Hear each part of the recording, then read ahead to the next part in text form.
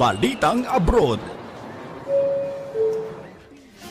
Naghahanap ang bansang Australia ng trabahanteng propesyonal. Ayon sa Department of Migrant Workers, mayroon pang bakanteng posisyon sa sektor ng hospitality na may buwan ng sahod mula 124,000 hanggang 186,000 pesos at sektor ng kalusugan na may 155,000 hanggang 255,000 pesos ang sweldo kada buwan.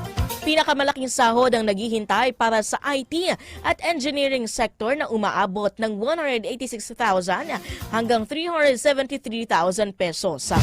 Malaki rin ang posibilidad na maging permanente o permanenteng residente ng Austria ang maswerteng empleyadong matatanggap at maaari ring makapagtrabaho roon ang kanilang mga kamag-anak.